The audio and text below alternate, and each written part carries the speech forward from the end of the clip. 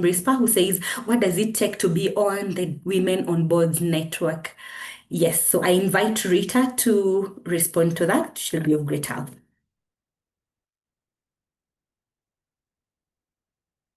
Before I get to invite the moderator, I would like to pose a question for you.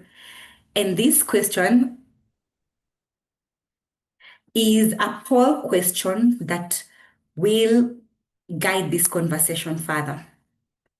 The poll question reads, what is your biggest challenge with boardroom politics? What is your biggest challenge with boardroom politics? So as you think about it, let me give you a moment to think about it before I give you options to pick out from. But the idea is, think about it for a moment. And when you look at the boardroom, what exactly makes you freak out for a moment? And you're like, what exactly will I do with the politics right there? So 4 options that I've put for you out. Number 1, I fear being seen as manipulative. Someone mentioned something to that effect earlier. Or number 2, I don't understand the unspoken rules. Number 3, I don't know how to build strategic alliances. And number 4, I believe hard work should speak for itself. What do you resonate with the most? Is it a matter of feeling like engaging in these boardroom politics would automatically lead to me being viewed as manipulative? Is it a matter of, I just don't get it, I don't understand how this goes?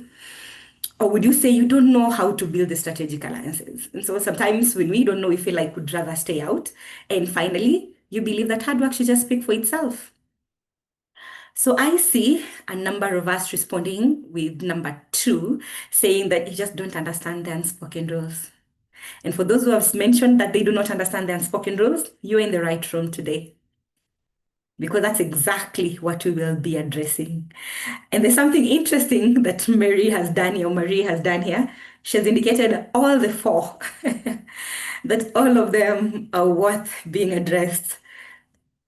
But from what I'm seeing, not understanding the unspoken rules is standing out here.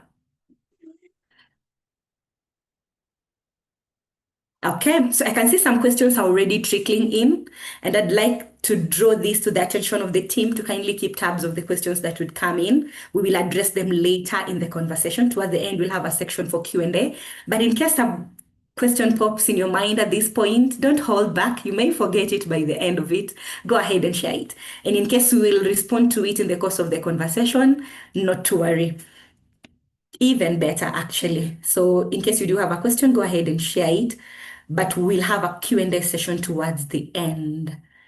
So if I'm seeing this right, number 2 is taking the lead, that I do not understand the unspoken rules.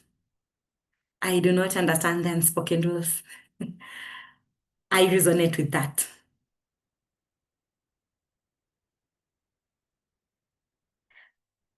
Now that we have an understanding of what this is about and how the professionals, people who have sat on boards, who are experiencing this matter right here with us, then I will go ahead and usher them in.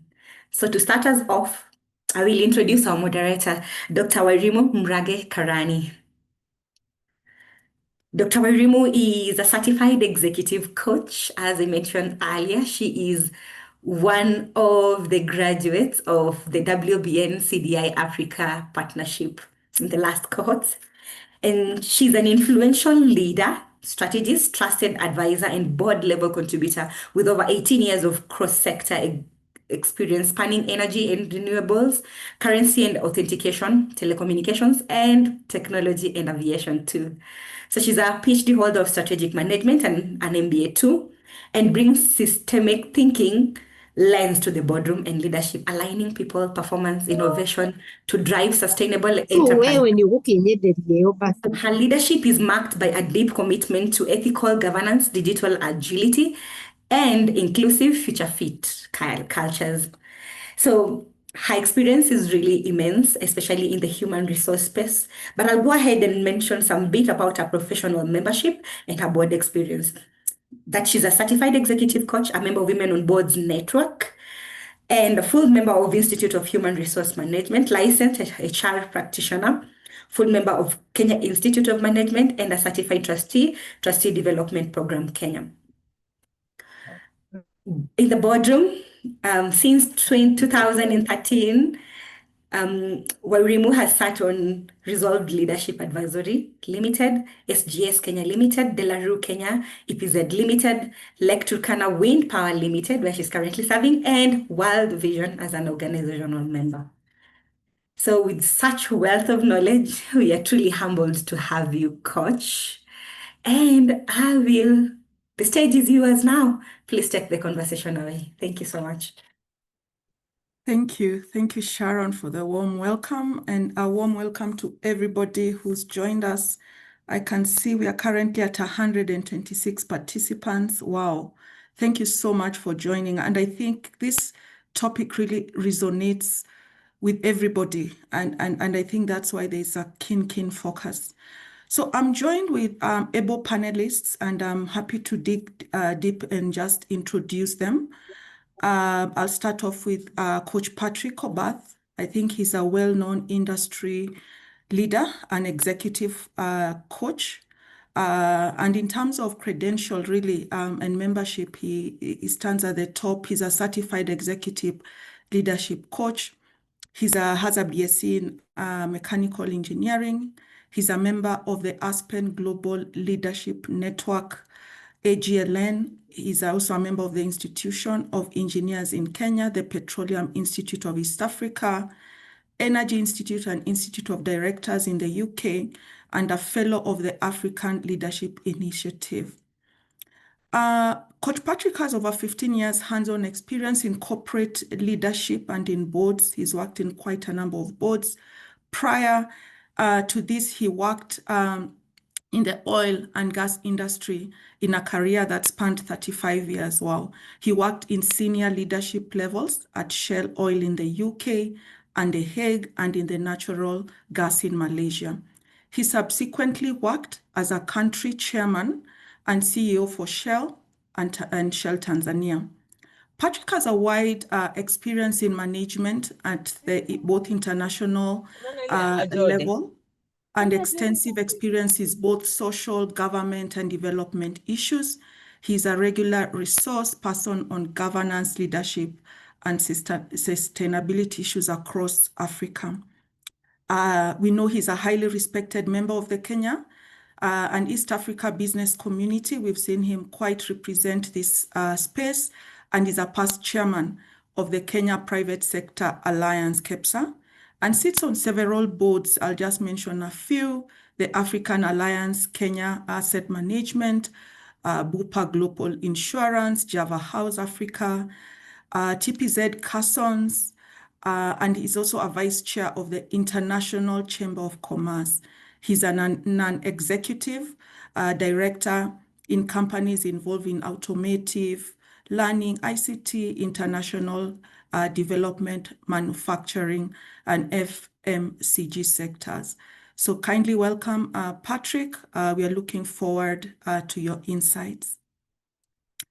My next panelist is Evelyn Munyoki. Evelyn, your face is well known in the people space. Currently, Evelyn is a director of human resources at Boardroom Group. She's a seasoned C-suite business and HR leader, a leadership development professional, and an executive coach with over 20 years of senior leadership and management experience in various institutions. Evelyn is also a senior board member and quite an experienced member at that. She's currently the director of HR, as I've mentioned, at Boardroom Group, an insurance and financial company, and she has held several senior positions in various industries and sectors. She holds a master's degree in international business admin and a BA in land economics. She's a certified HR professional in various with various institutes like the Society for HR Management. She's a certified leadership coach, as I've mentioned, and a certified global coaching index practitioner, as well as a certified professional career coach, a CPCC. That's where we are heading, all of us as coaches. She's a member of the Institute of HRM, so in terms of qualifications, and she's also an associate of talent development, an associate program in the US. Currently, Evelyn sits at she's a board member of Amref Health Africa in Kenya and serves in the HR and finance audit and risk board committees. She is inspired by partnering with individuals to become and realize her full potential and doing good in what people do. Her passion is really in impacting lives, one life at a time. Evelyn is a doting mom to her daughter, and she does enjoy traveling, farming, and is an avid reader. So please help me to welcome Evelyn to the session. Karibu, Evelyn. Lastly, on our panel is a familiar face, Mary Mukindia. So Mary, karibu sana. Mary is an executive coach for senior leaders. She's an emotional intelligence practitioner, team cohesion expert, personal branding and AI adoption mentor, and we've seen quite a number of those webinars come across. She's an avid speaker and a gender advocate, fostering trust, alignment, and results. Mary is an ICF certified professional coach, Gino certified emotional intelligence practitioner, the Wiley 5 behavior certified trainer, and she really, passion really is on changing mindsets, leadership cohesion, and personal reinvention. As a strong advocate for gender representation across leadership pipelines, she supports a number of professionals in finding their voices, reclaiming their voices, and navigating that transition, one coaching moment at a time. So, ladies and gentlemen, those are our panelists, and I'm really happy to engage with them at this juncture, and karibuni sana. So to just move forward with the discussions, and I'll really dig deep into the conversations that I've come across, and I will start with you, Patrick. What is boardroom politics for you? What sharpens and forms does it take? Thank you very much. I hope you can hear me clearly. Yes. Yeah, I think the word politics in its own right, I think, defines it. It's just a situation where you have an interplay between emotions. You have an interplay between expectations. You have an interplay, brutal interplay in fights, where people really want to outdo each other. And then also, there is the subtle uses as well of influence within the board. And this applies in any situation where you've got a group of people together. The board is unique because it brings together a group of people who never knew each other, probably didn't, and then they've been brought together to work together, and they've been forced to try and work together in a common direction. When that happens, obviously, people come in with biases. Some come in with egos. Those bias and egos are slightly different. Some people come in with biases, others come in with egos, and others come in thoroughly petrified, not knowing what to do, and they've got all these, white-haired, gray-haired men and ladies who are sitting there, and they're basically saying, "I will not speak until something happens." That kind of stuff. So it's a very wide range in terms of boardroom politics, and each of those characteristics will define how people relate to each other in a board at some point. And if handled well, boardroom politics can enhance the output and value that a board gives to an organization.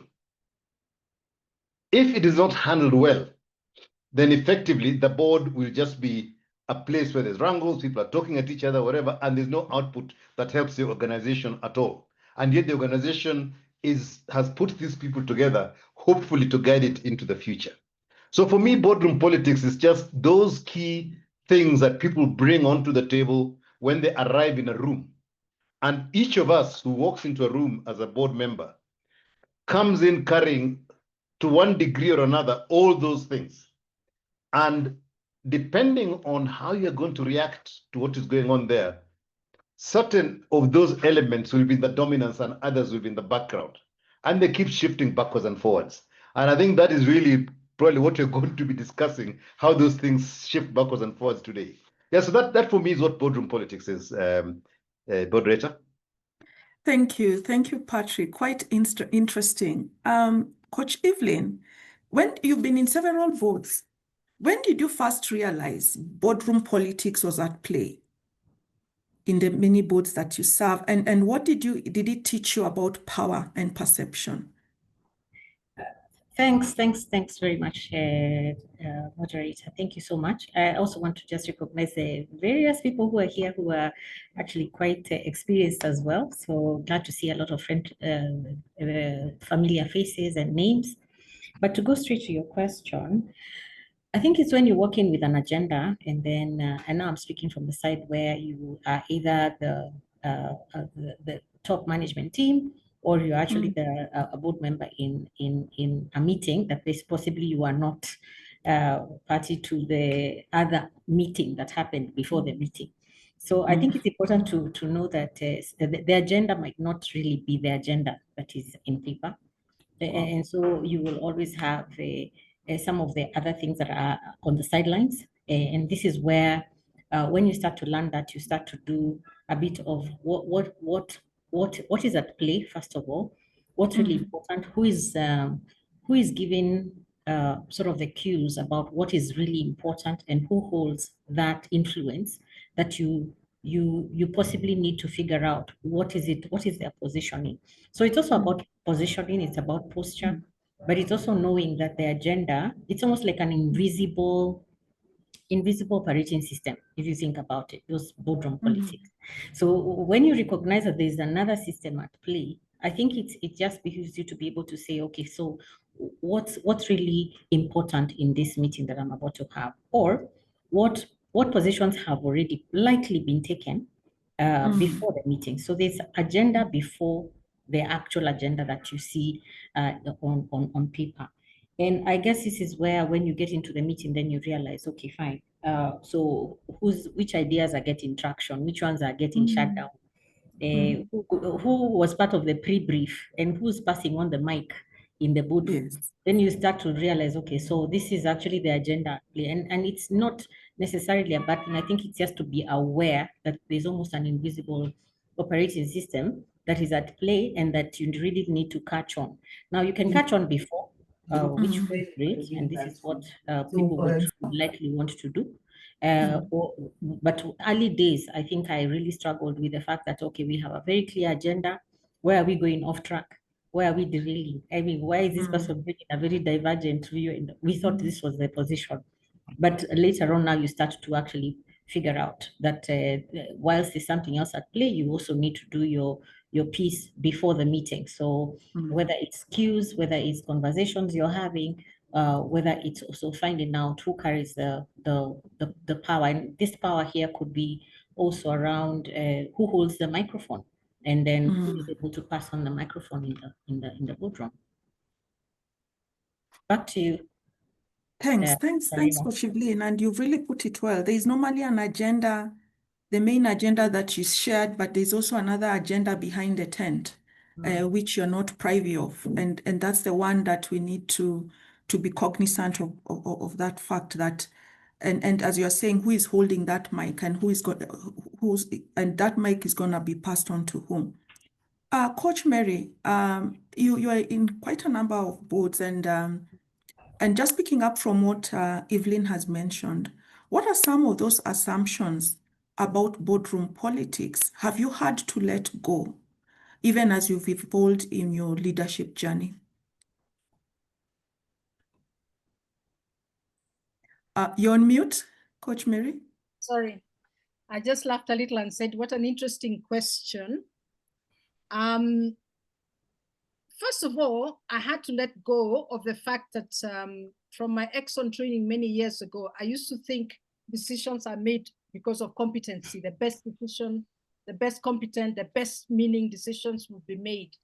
But certainly that is not how it goes. And let me just go back to what Patrick and Evelyn talked about. You see, essentially, and I see a lot of people, particularly women, say, I don't like politics. But politics is the way people make decisions about how they live together. Who gets what, when, how.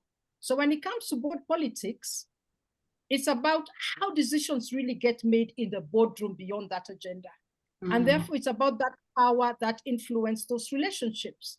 And things like who influences who, what are the alliances or tensions between members, how people push their agendas, whether good, bad, whether his agenda is good or bad, and how trust, ego, and fear works into it. So if you come naively like I used to, that, oh, it's a best decision, this is a DSC, internal rate of return, this is what industry is doing, this is what competition is doing, this is the right decision, somewhere there's to do with power for certain existing conditions. So let me give an example.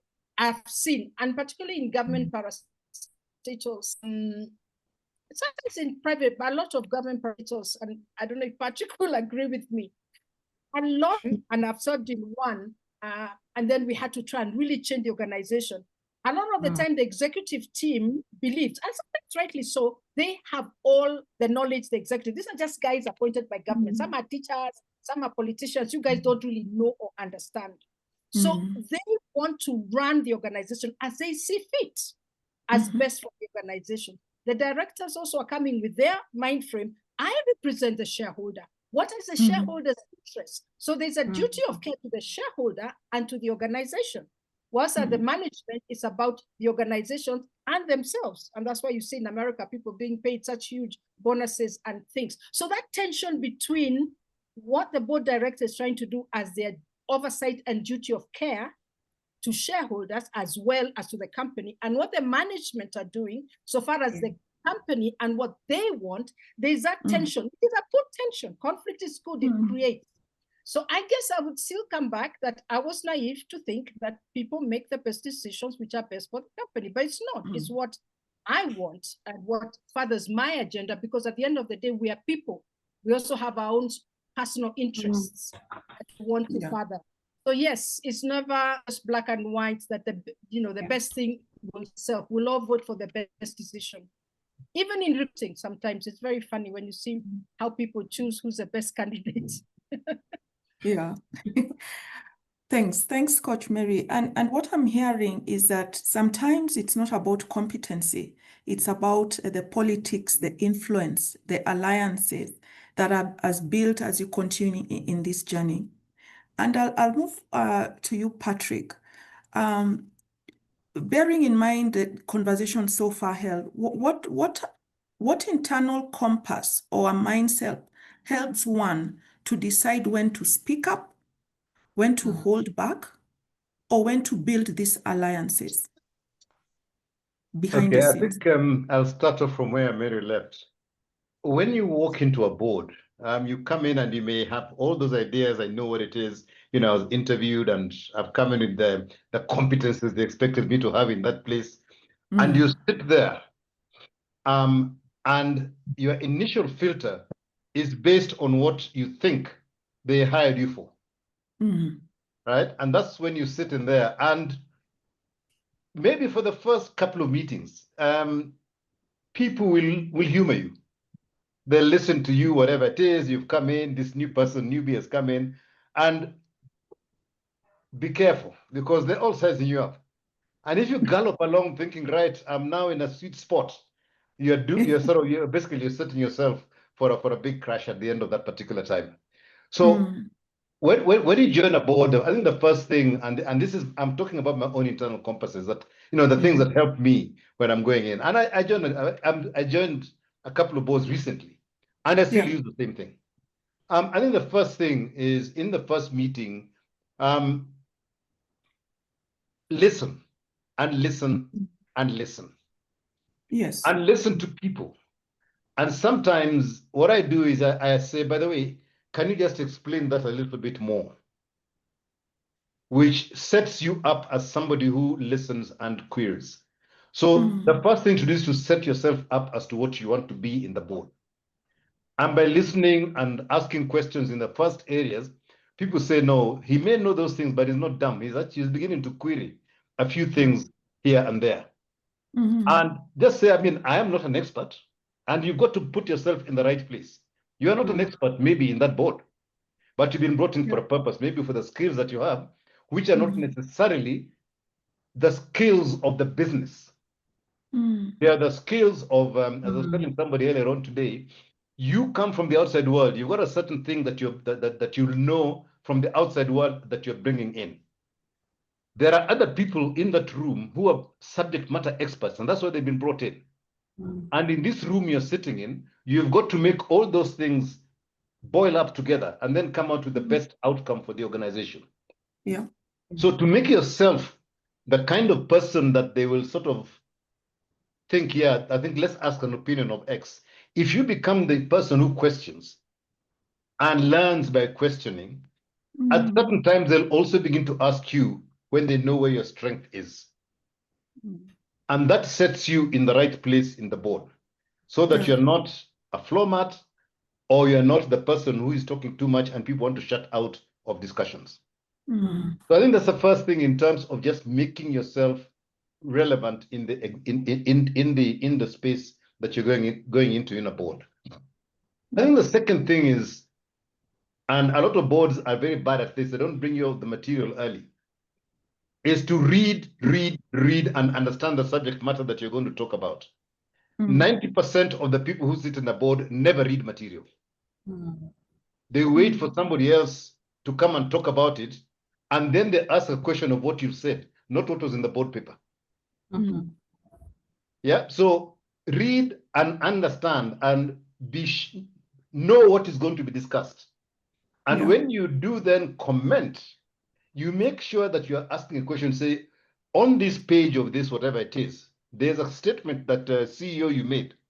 Yeah. Can you elaborate? I mean, I find, I've got this issue with it and so forth, or maybe I don't understand it well. Can you elaborate? And that also then tells the rest of the people around the table that you're thorough. You actually come there prepared. Yes. So as you build these things, first of all, you question and listen. Secondly, you are prepared. You know the subject matter that is going to be discussed. And then the third thing I think is to be able to then discern who talks about what. And anytime there is, you have an area, you say, I read this thing and, Mary, you're the expert on this thing. What does it mean?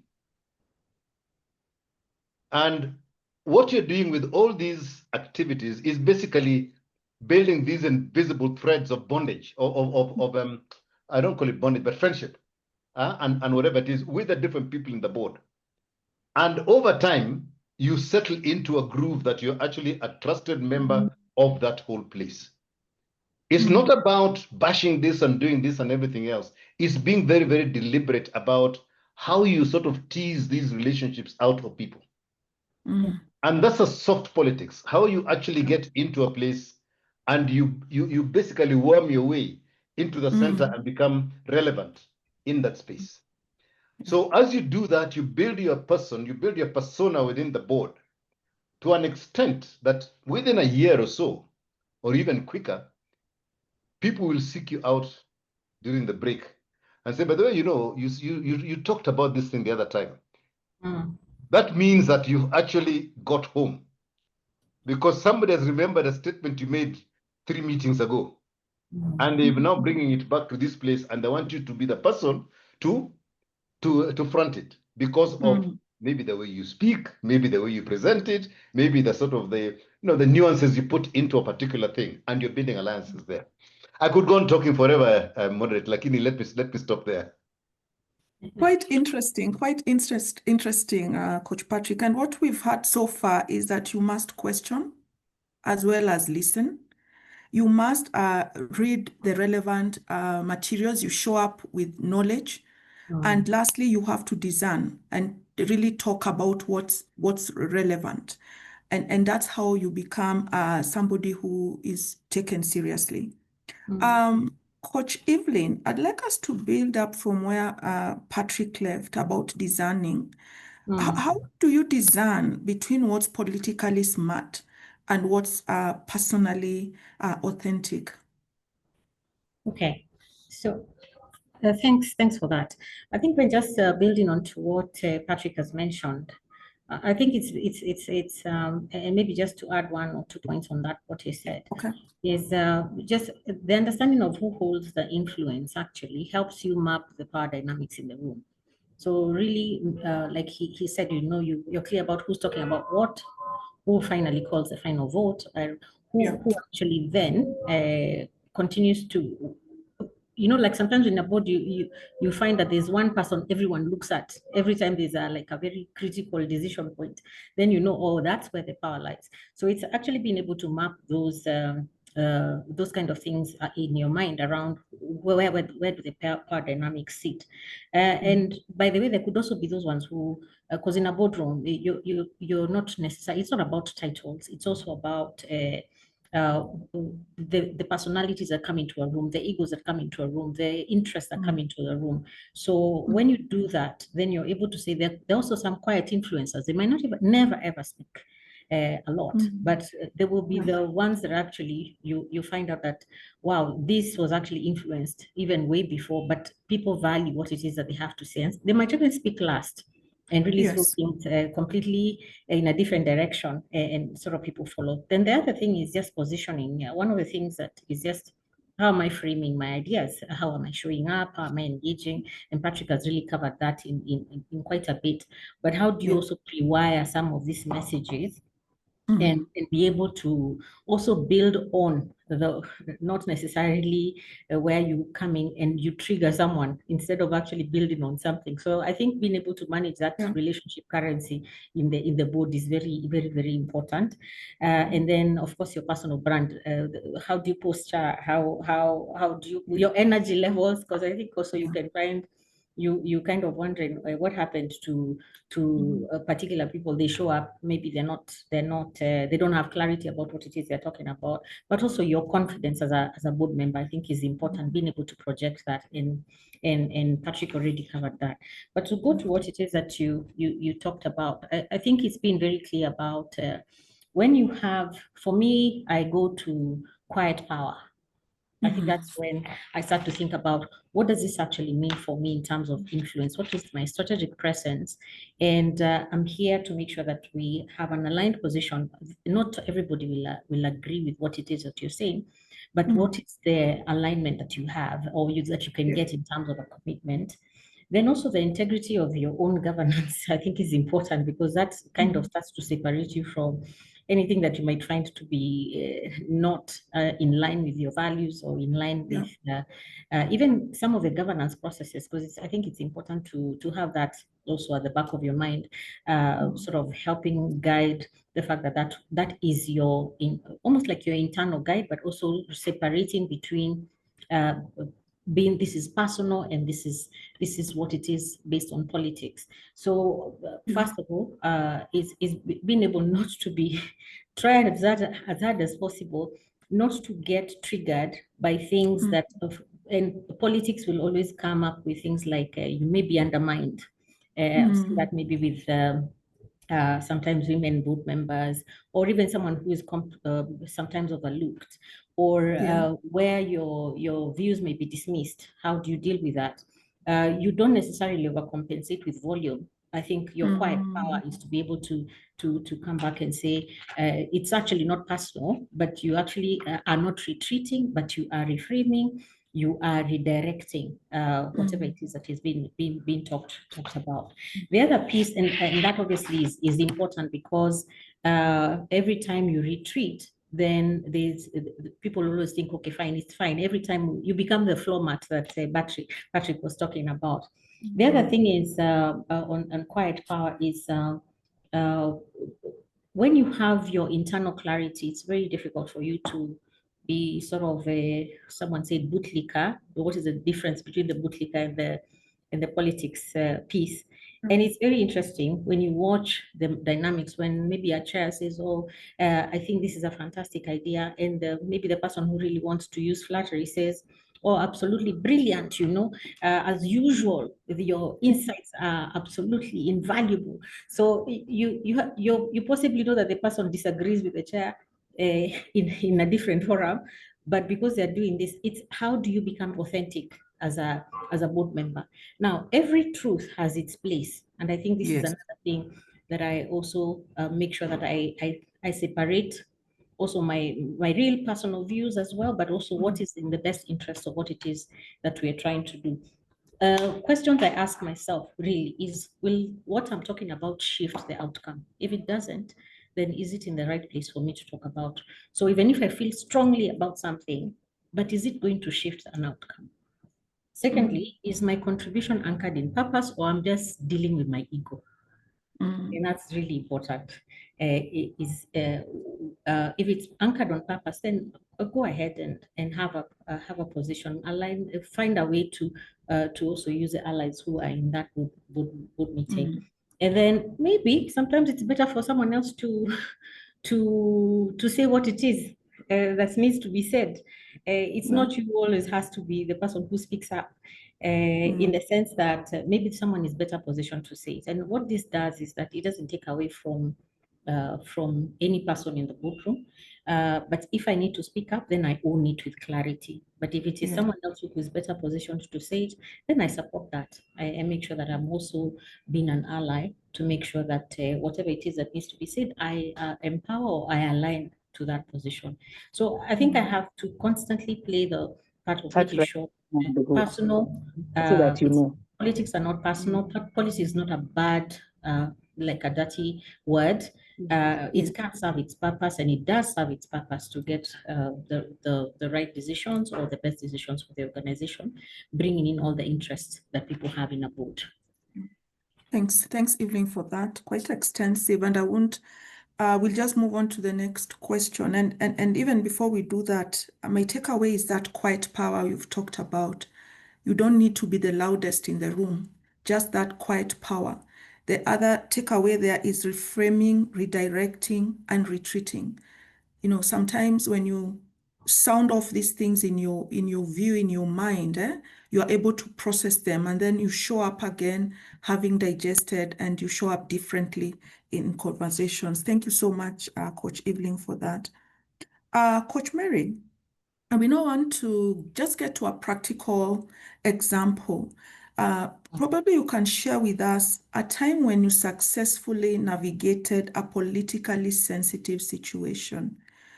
You've been in quite a number of boards, and probably you can just share with us how did you approach that, and how did success look for you? Okay. There's lots of interesting conversations that are happening with what Evelyn says and what Patrick says, which I feel like jumping in my typical thing. And let me just say something quickly and then come back to this question, because it makes it flow. I really love what Evelyn was saying and what she was saying about a new frame, reframing, retreating, or shifting the outcome. And Patrick talked about getting expertise. What I find, and I'd really like to hear Patrick's and Evelyn's point on this, and even yours, Daktari, is that boards, as opposed to the normal political area, most of the time, other than strategy, because it's oversight, it's stewardship, boards are not the ones developing things. They're coming to the board from the executive. So it's either you'll agree or disagree with it, which means if you disagree, then you reframe it, you retreat, or you shift the outcome if there's nothing you can do. And you find that most things, they have touched with one or two board members, particularly if there's shareholders involved. They probably talk to the chair. They've had a little outside discussion, because they're all coming from the strategy and the board, the budget you agreed. So really, the whole idea is, when you don't agree with something, or when you see the direction of the oversight, where it's going, how do you reframe, how do you reshift, how do you shift the outcome, or how do you just retreat and forget about it? Is it important enough? And I think that idea of developing an expertise and making sure that what you are talking about, you have an expert in, and you don't come to the point of what Patrick talked about, that easy comfort of agreeing with each other, it doesn't slip into a yes board. Because the worst thing, I remember Isaiah Kabira telling me at KTN years ago, when I did a show called Third Opinion, is that when the opponents say, I agree, then your show is dead. You're not supposed to agree. You're supposed to disagree. Because in that disagreement comes a healthy discussion of elevating, innovating, creating. Once people say, oh, I agree, me too, I agree, that is, board dynamic, that's not a good board. But how do you disagree in a sense where your relations are still whole and it's based on the issue, not the person? So, and I think that's where problems arise, because you disagree, but if I say this, so and so, I think I'm criticizing you. The CEO had called me and explained, but then I know that board member doesn't like this one because his son was not employed. You know, how do you manage those relationships and still be able to reframe or shift or just say, you know what, it's not big enough, I'll disagree on this other issue. And sometimes that's how things can go bad, like in Boeing. So things went bad because people are not asking and disagreeing enough. And that's about logical safety. But a practical example, I would say perhaps it was at National Oil many times, but one that comes to mind immediately is when I was appointed through the Kibaki, what I call the unbuggable government of Raila and Kibaki in 2003, April. And one of the first calls I got from the PS was, can you go and see Esther Koech? She was then the financial secretary, on how we can shut down the National Oil, you know, World Bank, you know, problems, an oil company, you know, a government company should not be doing business trading. What are you doing? That's a private sector business. Why are you in there competing with private shareholders who are bringing their money? Government is about regulation. Government is about policy. Government is about setting a level playing field. It's not participating in business. And so the first thing I had to go and see Esther and try and convince her and tell her, look, I think a national oil is very critical for reasons 1, 2, 3. Because there are things that a commercial organization cannot do that a government needs to do, and therefore you have commercial companies operating under government shareholder to do the things that government as a body cannot do the same way a company can do. And really, National Oil had no act of parliament. There was no session of paper that says what it does. It was just a limited liability company set up. In fact, the two directors were Miraria and who was it? And I think the former PS there, the two had signed to sign. No, it was Miraria when he was PS. Nyoike was the first PS in energy, and the other guy, the one who was in treasury, the one who had very old treasury PS, the one who had the Anglo leasing, and he was a lovely guy, Scandal. And I remember his name. Yeah, so those two were the people who were signed as shareholders. So the first thing we had to do was change the shareholders to be the minister, not the person in name. But what I did was realize that this was such a critical thing. How do I get the board all together to understand what it is that we do? So I organized a retreat. We debated with some of my team. I just then got a fantastic new team on board. And we said, why don't we take them away? And that's why people talk about retreats. They're very useful. You don't fix in this retreat. When you want a Safari Club, you need a nice place, quiet place without telephones bothering people going to do their own things. And we went over to Mountain Safari Club, the whole board. And I remember I asked the minister's mind, Minister Ayako, he said, Mary, why don't you talk to Kenya Power and they'll give you the helicopter, just put fuel so that you bring Mirarian back, because those are the days of very busy business up about, and he had to go to Mombasa, so he could not even stay the night. So that was done. In fact, my chairman, General Mohammed, came in that helicopter, and then I got all my boards together. And what I did is I got somebody from the University of Nairobi. He was the head of the Geological Society, and that time we were talking about extending exclusive economic zone to the outer continental shelf by 350 kilometers, which Kenya did not do. And I was just very lucky. Somebody worked for the Sultan of Brunei came and told me this story, and they've been trying to convince the government to understand that you need to put this, documents to UNCLOS. So we got them to come and explain. I got Woodside, who were planning to drill in Kenya and had not been able to get government to come in and explain what oil exploration would mean to Kenya. And then got a trader from London, because Kenya had a crude contract with the Nigerian government, which we didn't know where the proceeds used to go, or whether Kenya was taking the oil, to come and explain about the crude contract, what happens. And just getting them in a room together, the Minister of Energy, the whole board together, And then having experts. I wasn't an expert as such. I just happened to work in the oil industry for many years. But just getting together and discussing what's the role of NOC? What is it we're supposed to do? And seeing what possible outcomes we could get. And talking about other national oil companies in places, other countries, whether it's Sudan, whether it's Malaysia, and having their minds open up. And I had a good team and everybody was making different comments. That's what turned around the whole organization for us. When we came back to the Treasury, they were all saying, we must have a national oil.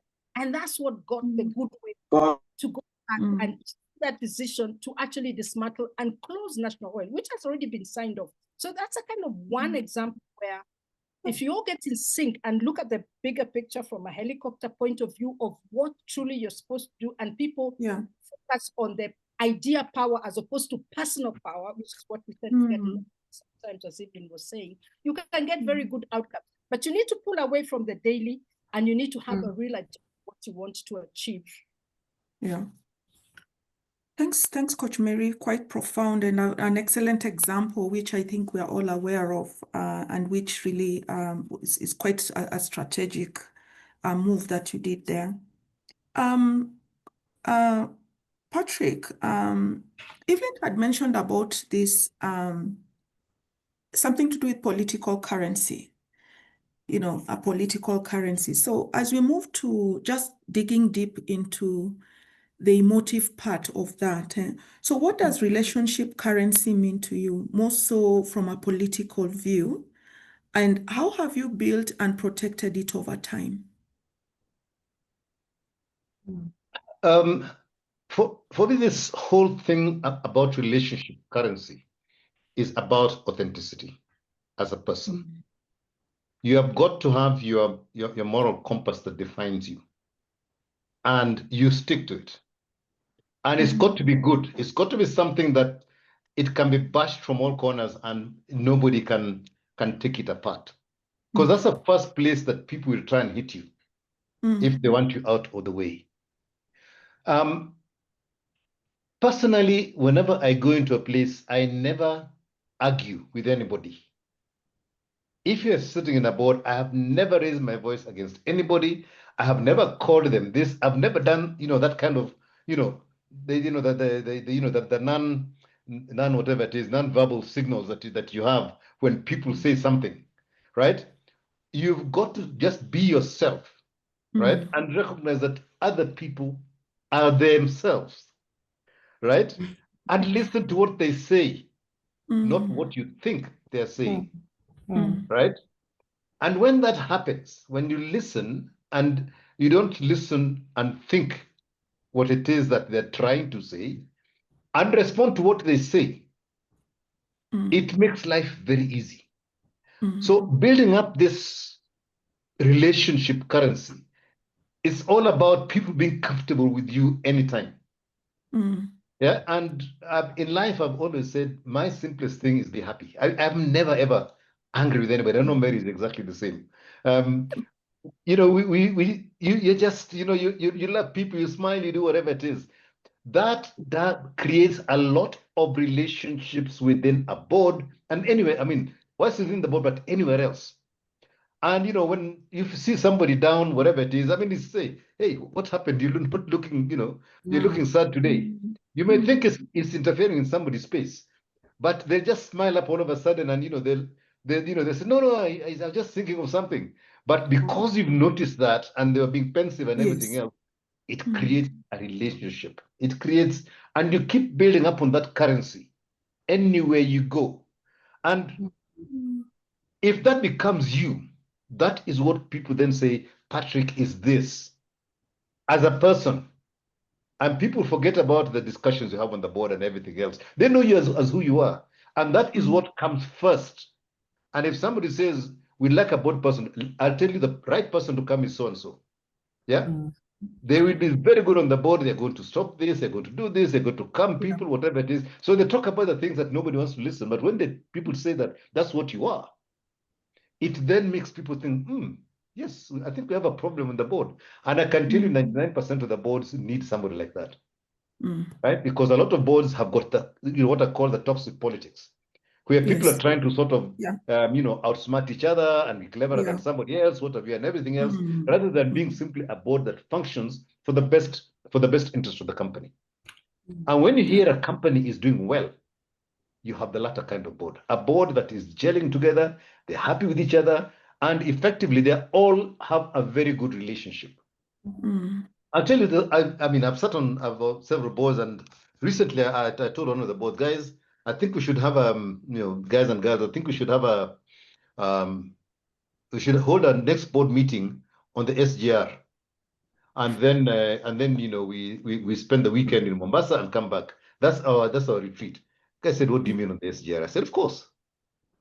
Why don't we just hold a board meeting on this SGR? When you turn the whatever it is around, you can sit people around, and you take half a coach or even a full coach, and you go down with it. How long does the SGR take to go to Mombasa? I think around 3 hours, 4 hours, Oh, wow. 4, 5 hours. 4 hours, Yeah. 5 hours. It's Yes. time enough for a board meeting, Yeah. Yes. right? And then you bring the wives along, and you go, and wives and husbands, and you go down to the coast, and then you have a retreat and come back. Yeah. Now that is relationship building. That is when you start talking about things like that people don't even imagine. Yeah. You're building up a relationship with people. Mm. And the relationship currency, even in board politics, is not about anything else apart from the authentic you turning up and talking to people and building those relationships. Yeah. And the currency is not about the board issues. It is about me and you and what happened last weekend. What are your kids like? And remembering that you talked about your kid and when is their birthday? How are they doing in school? Yeah, Wow. and that 10 minutes or 15 minutes, and I always arrive 15 to 20 minutes before board meeting and go and look for the coffee and tea. And if it's normally brought 5 minutes before, I say bring it at least half an hour before. So that when you arrive and you sit there and you just chat, nothing Yeah. to do with the board. Yeah. And if somebody says, oh, by the way, we're supposed to discuss this at the board, I say, yeah, but why don't you wait for the board meeting? Yeah. And if they insist, then it's okay, fine, tell me what it is you'd like me to know. And then you allow them to sort of do that. But at the beginning, they say that they know that you don't like these side shows outside. You really want to bring them in one place. Although, Yeah. when you want to take board, to sort of participate and understand board politics, the soft issues you hear when you're having coffee before you go into a meeting, or during the break time when everybody takes a sort of, a comfort break, you go and pick up your coffee and do everything else. Yeah. And even when you have company functions, when you're sort of sat together, you pick up a lot of soft things that basically bring your relationships together. And also the way you sort of express things. For example, whenever we have a big social function, I tell the chairman of a board, listen, why does the board sit at one table? We meet 4 times a year and we are together. You have committee meetings with the same bloody people. Why don't we spread a board member to host a table and you bring everybody else onto that table? That is basically your relationship currency, because that explains something about you that people begin to realize you're not that kind of person who's trying to fight whatever it is. So that relationship currency you're talking about, for me, is all about you being authentic, being a person, and just being who you are. And then the board issues will begin to become much, much better in terms of the way you work. Wow. And that it has been me all the time, from the time anybody who knows me, right from the time I started, I have not changed at all. It's exactly the same person from when I was a CEO, when I was a chief engineer, and I'm a board director, exactly the same person that you always get. Thank you. And Thank you, Patrick. Mary, you can prop further. Go ahead. Yeah, I can agree with Patrick from his old days in the refinery, but I did know him at the refinery when it was a very huge refinery for the whole of Eastern Africa. To today, that is typical Patrick. And it just reminds me what I sort of started to realize, and I guess I've messed up some of the time very badly, is that relationships, as we say in emotional intelligence, it's everything about it in emotional intelligence. It's all about relationships, understanding how do humans get together. And it's a group I'm coaching and training, and I really like the organization's definition of what leadership is. And I used to do a program for 10 years at FKE called Female Future, and we had our own definition for leadership. I really love this one, and I've taken board, I've dropped the other one, because there are many definitions of what leadership is. And if I could read it, because I remember it, and it's all there, is leadership is a process of social influence which maximizes the efforts of others towards the achievement of a goal. Leadership is a social influence that which maximizes the efforts of others towards a goal. So here at the board, you want to have influence. How do you get social influence? It's through relationships. Because if I don't know you, how do you influence me? How do you influence your kids? How do you influence your employees? How do you influence you? Everything is, you must have a relationship in order to influence them, so that they can say, yeah, that's a good point. I like you. You see me. You talk to me. You understand me. So I think that whole thing of relationships is at the center. And when relationships are broken, that's why there's so much angst. That's why there's pain. There's so much disconnection when a relationship is broken, whether through a higher being and humanity or other through each other. Relationships to me has become so important in terms of understanding human life, but also the most difficult to manage because they need communication. They need everything. It sounds the easiest and yet the most difficult with your own children, with your own mother. It's the most difficult thing to do because it requires vulnerability, it requires talking, it requires openness, which are all very difficult things for us as human beings to do because we have a need. So I just thought I'd add that in. So thank you. Thank you, Coach Mary. Evelyn, do you have any additional thoughts on the relationship currency? Yes, maybe just to add, and such fantastic contributions from Patrick and Mary. And for me, I think the big thing is over time, it's the credibility, the trust and goodwill that people can actually see right in your interactions with them. And I think it's also very intentionally built. I like what Patrick is saying, that he would come, you can come 20 minutes before, 15 minutes before. And some of the best practices actually say, do come earlier and even start to gauge what's going on, even the emotions in the team, or even a way that you can tell this person is down, what's happening with them? Have a conversation. And it could be just over that cup of tea or whatever it is.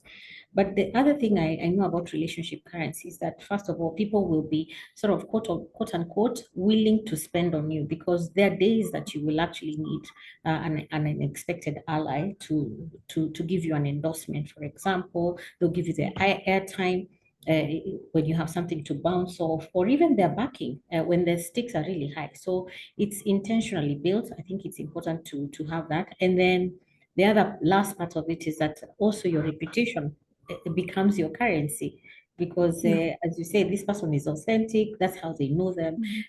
Because the other side of that coin is that if you start to do things like, for example, you're not consistent, you only look for people when you need them or when you need them to take a certain position, people can see that from a mile away.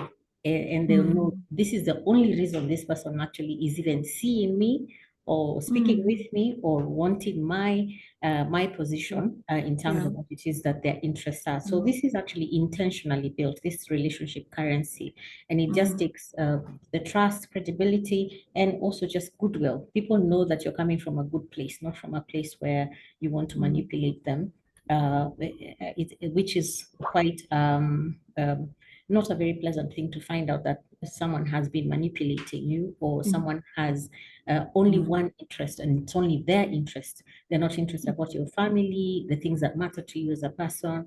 And believe it or not, those are the things that actually begin to put those bonds between people, like Patrick has said and Mary has said. I think that's all I can add for that piece. Thank you. Thanks, Evelyn. And we'll certainly move forward. And I think all of us have touched on the personalities and boardroom dynamics. So Evelyn, how can leaders leverage greater self-awareness of their personality style to navigate the boardroom dynamics with clarity and confidence? Okay, that's an interesting one, because I think self-awareness, as coaches, self-awareness is the beginning of literally learning something, or wisdom. Real wisdom comes through. You don't want to have some serious character development if you're not learning the things that you're seeing from interacting with different personalities. And boards typically, like we said earlier, will be made of very many personalities, very many also egos. Let's also put that on the table. And I use self-awareness to be able to say, actually, how I can ask myself a few questions. For example, what is it that I know about myself? Because it needs to also start with your own self-awareness. And what are the things that actually also matter to you? What is your core in terms of the things that really matter to you? Like Patrick had said earlier, the authentic self is a very good starting point. And you're clear about what it is that you hold dear, what is it that drives you and anchors you. But then when you think about it in relation to others, I think it's where you start to ask yourself, when you interact with someone, are you defaulting to a place of comfort, or is it a place of courage based on who it is that you want, who it is that you're dealing with? So am I playing small, or am I to preserve harmony? So some of those things really come to the fore for me. So I get to understand myself a little bit better. Am I smoothing out things so that I just avoid conflict, or am I going to make sure that I amplify maybe someone who's unheard or a voice that needed to be heard in that boardroom? Or how is it that I'm dealing with my energy even when I'm under pressure? So it's about your own self-awareness. How are you showing up consistently? And how then that does, because if you're consistent, people actually also are able to say, okay, fine. If something very strange happens, they'll say, actually, that's not Mary. I know Mary. You know, they already know you. And then also understanding what triggers you, and then how do you stay graceful even when you're triggered, which is important. Because then if you get triggered and you react from a very emotional place and lose your mind or lose yourself, then some of those moments are the ones that stay on people's minds. And I think that's one of the things. How do you do that gracefully? How do you make sure that you understand yourself? What triggers me? How do I remain grounded? Again, self-awareness. What are the styles or, for example, personalities I clash with, and why? I just need to understand, why is it that every time this person speaks, I completely feel like, oh my God, I need a hammer, you know? So how do you deal with that? How do you deal with that? And being aware of that then helps me also adapt to the fact, rather than avoid, because avoidance is also a good strategy in a sense. In that boardroom, you will have to interact with difficult personalities, and that difficult personality could also be you. I think that is the beauty of self-awareness about what is it that I know about myself, and what is it that I bring to this board, and how do I still stay authentic to my values, my core, and my purpose, to make sure that I leave the board a better place, at the organization and the aspirations that we are all looking to make sure happen by serving on that board. And it's serving, actually, it's serving. Yeah. Thanks, Evelyn. Quite some profound thoughts coming across, being consistent, being graceful. I'll open it up to Patrick or Mary if there are any further thoughts on why we feel as leaders, how can we leverage the self-awareness of our personality styles even as we show up in boards. Any additional thoughts? Let me start with a light touch. How many of you have seen the different kinds of personalities that you get in a board? What kind of people do you find on average when you get into a board? And they tend to be like, you know, they tend to be very easy to describe. And so if you start off, there is the person who never speaks in the board, completely quiet, and they have to be pulled by the chairman for them to start speaking. Yes. Yes. Yeah. Then you got that silent guy who's always there, and they just sit, they listen, you see them looking this way, looking that way, and they never participate. Then you've got the experienced director. This is Patrick Obath now, the guy who's an expert in everything. The guy who knows, you know, you've had a lot of experience and so forth. And if you're not careful, you have a comment, you know, people will always look at you and say, what do you think?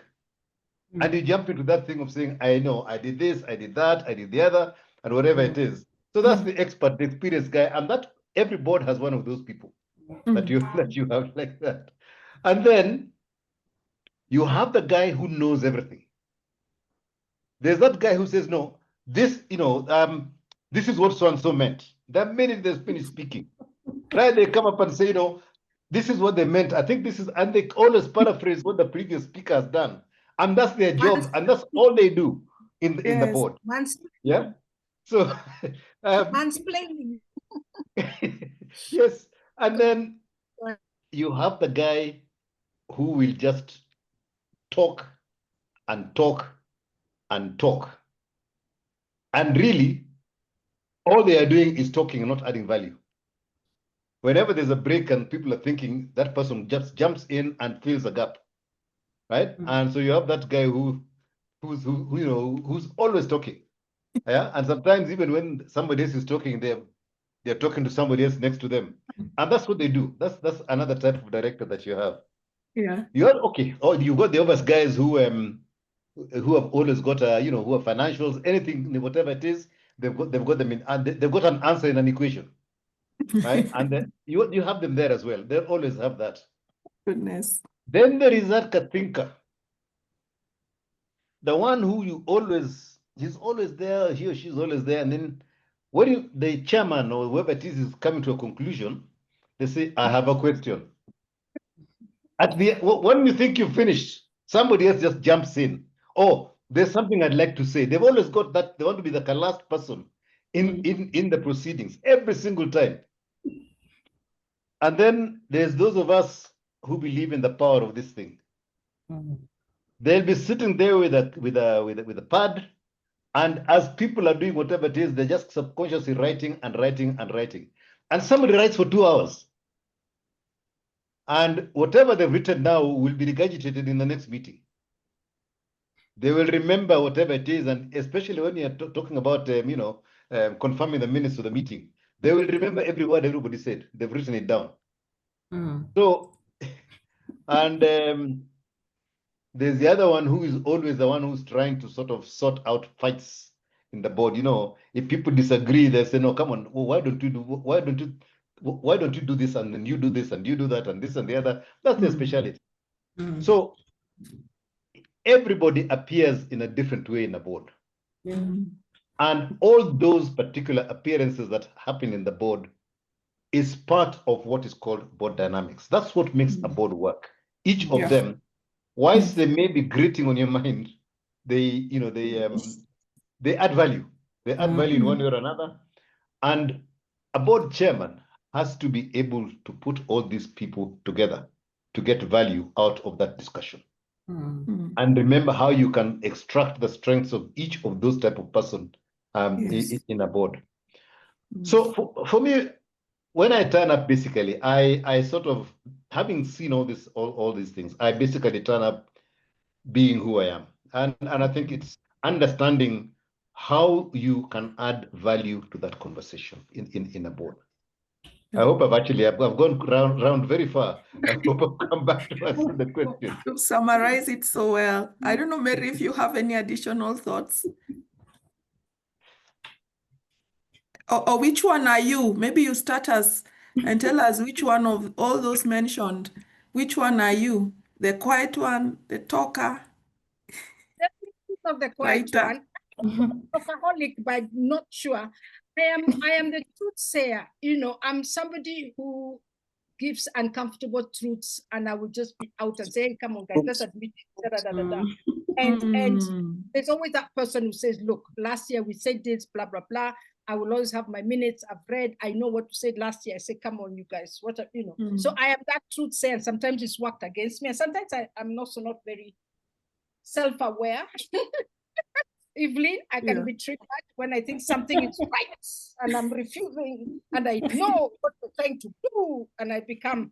But why I'm laughing is that I have this book that I had for some time. It's a corporate governance book, and it talks about what kind of independent director the fixer, which is we were talking about the one with the industry experience, the one with networks, the number cruncher of your audited financials, the alternative thinker, the one who makes a board look good, prestigious, serious, or your friend who won't challenge you. And I remember it talked about having the board dynamics. It talked about the director Zoo.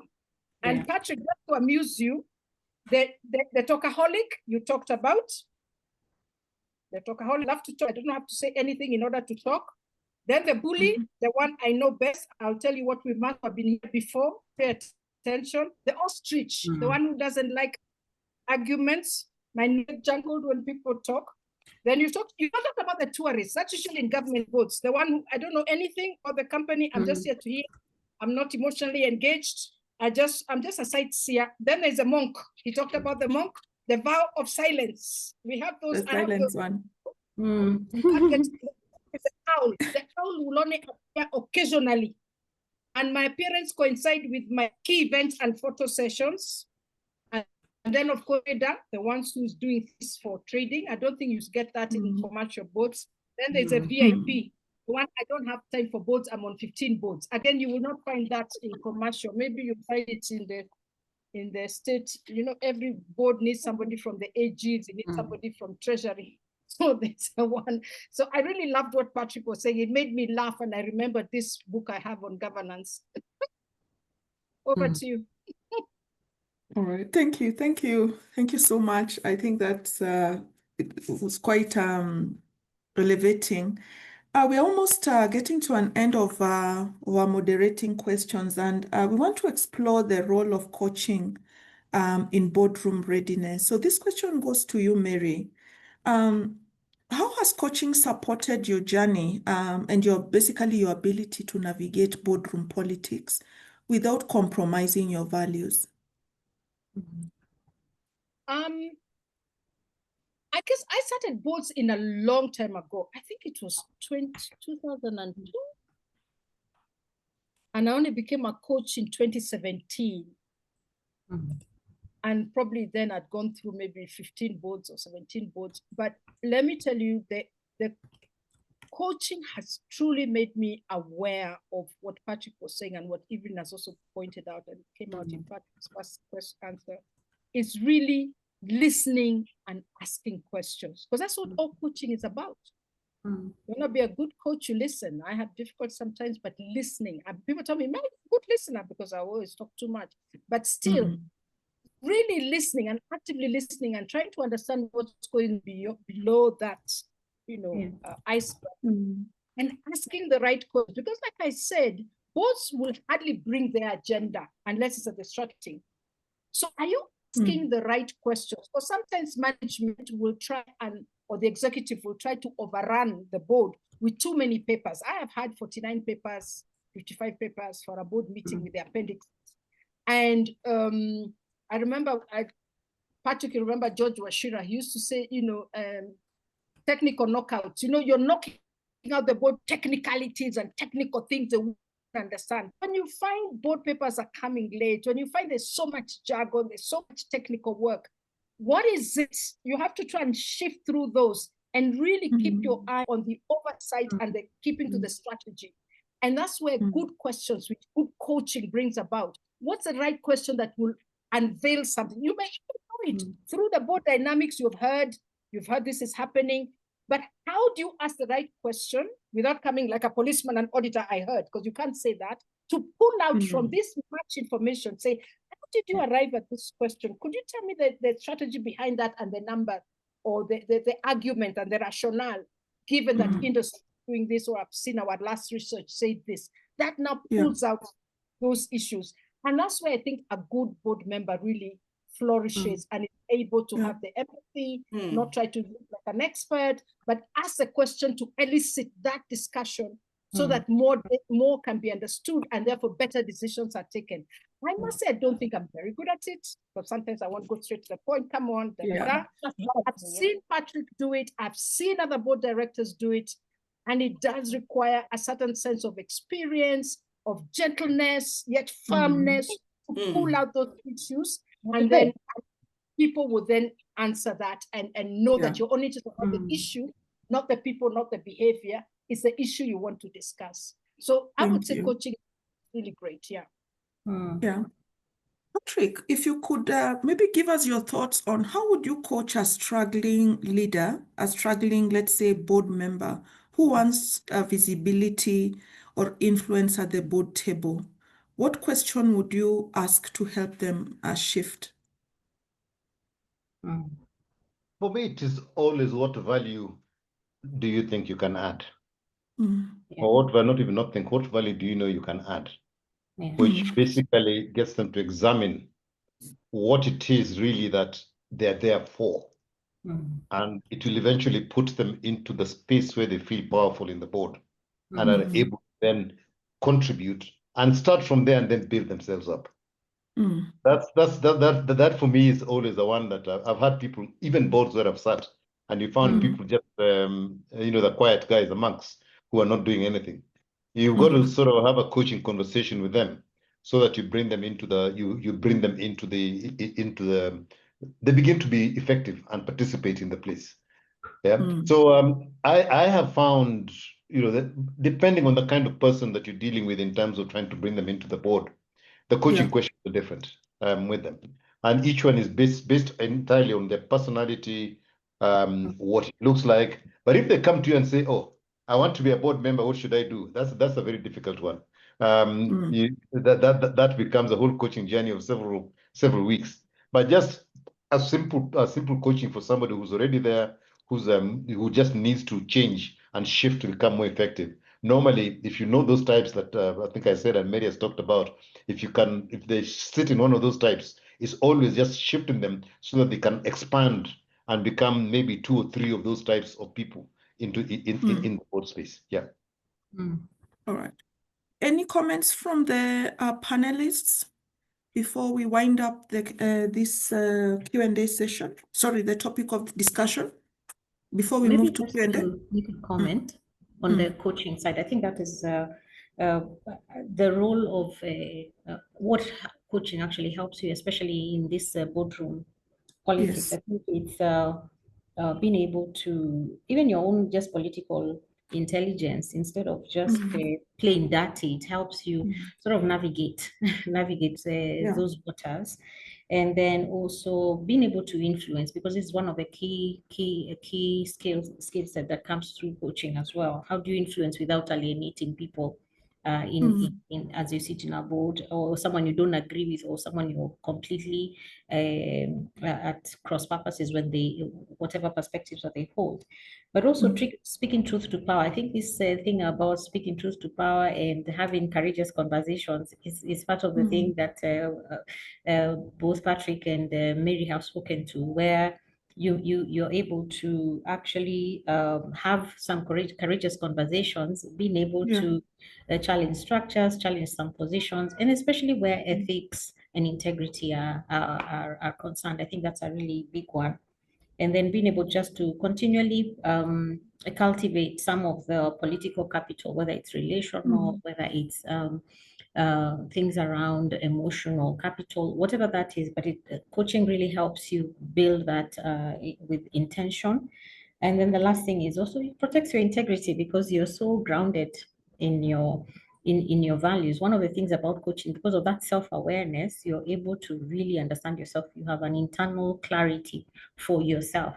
And so you can be able to remain authentic and be able to protect your own integrity. So if you're able to speak up, you're able to speak up because something about integrity has been touched, or something that actually is not correct or is not right is actually done. So I think that's some of the things around coaching, and getting the skill sets around coaching really helps when you're also considering yourself as a board member or even an aspiring board member. I think that would really be important to have on your portfolio of skills. Thank you. Thank you, Patrick, Evelyn, Mary. We do appreciate. I think we've discussed for about an hour, and it's been quite engaging. And I believe through this reflective dialogue, we've been able to get some insights into, how do we exploring the power dynamics, operating in a highly dynamic, high stakes decision-making environment. Thank you so much for the lived experiences that we have shared. Those practical strategies are as well as just inner mindsets and shifts that we need to start thinking about, even as we think of joining boards or working in boards, and how can we start building influence internally and externally and having a voice on the table. So ladies and gentlemen, we have come to the end of our session with the panelists. We have still a session on our Q&A, and I can see the questions are here, and I'll encourage everybody, if you have any last minute questions, please do so. In the meantime, I'll hand over to Sharon for 5 minutes as the Q&A questions are coming across, and then we'll move swiftly into that session. Sharon?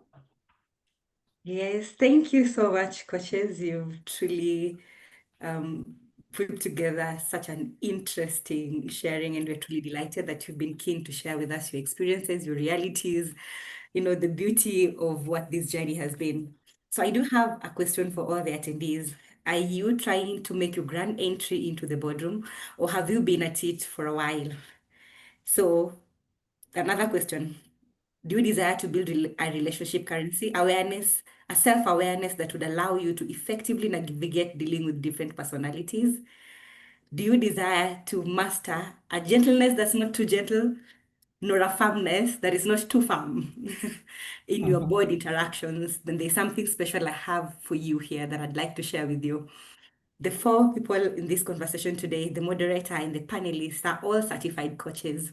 And that talks about the major interaction or partnership we have with Women on Boards Network. And today I'd like to share more about the program that we offer to women on boards. This program that will be starting on the 19th of August, the Tuesday 19th of August 2025, where we'll be having the 3rd cohort. So I'm going to share my screen and would quickly proceed to share more about the program.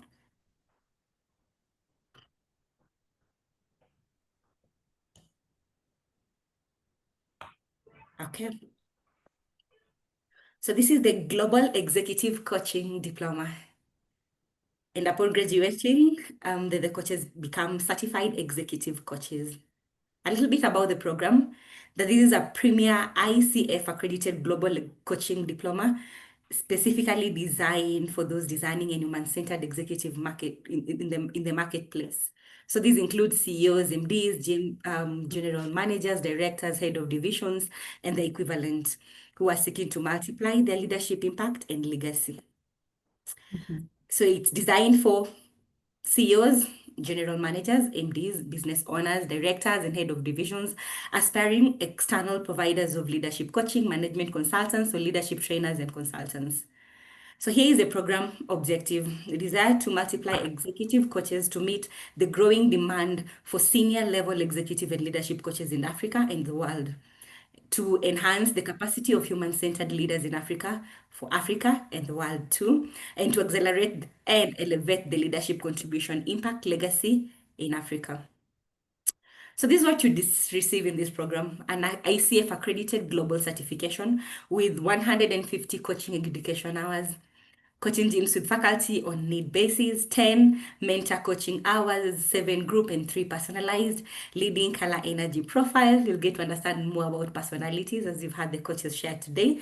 Unlimited peer-to-peer coaching, membership to CDI-Africa Human-Centric Leadership Circle of Global ICF coaches, eligibility to CDI-Africa Affiliate Program membership, and equally eligibility to the Global Coaching Hub membership.